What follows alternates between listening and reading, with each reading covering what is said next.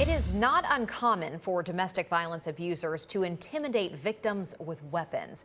There are laws that prevent those convicted and those who currently have an order of protection against them from owning firearms. But there's a loophole. News 2's Alex Dennis sits down with a judge who explains Tennessee is one of the only states that does not require proof that weapons have been handed over, as our day-long special reports on domestic violence continues.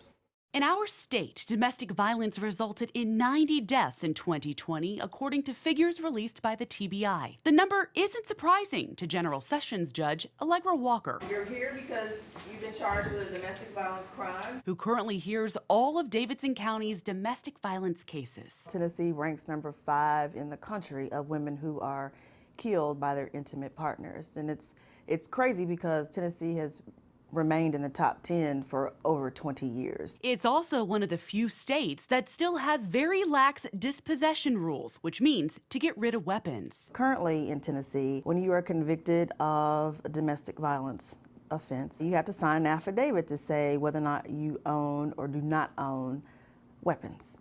And then if I say, yes, I do own weapons, then you have within 48 hours to dispossess yourself. The problem with that, Walker says, currently Tennessee is the only state that has third-party dispossession that does not require any proof. What I really want to tell you today, there are no checks and balances on that. Raise your right hand. You're under oath and it's a sworn affidavit, but that does not mean that you're telling me the truth. And it doesn't let me know if you've really turned those weapons over to, let's say, Uncle Bob. While Judge Walker recognizes the lack of accountability, fixing the issue is out of her hands. That's something that the legislatures are going to have to change within making those laws. I just merely follow them. In the meantime, we are currently working on, within the court systems, maybe doing some compliance hearings. Within the context of the compliance hearing, when that defendant would come back to court saying, this is what I did with this weapon, you'd also have that third party coming in, Uncle Bob, to say, hey, I'm Uncle Bob, and yes, I have possession of the shotgun. So if something happens,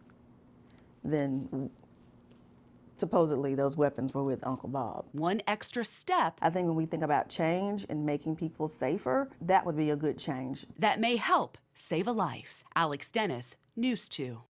And coming up, Alex takes a look at facilities here in Nashville meant to help women escape abusive relationships, how the Metro Office of Family Safety works to break down barriers that could make it hard for women to leave these situations. That's tonight here on News 2 at 6.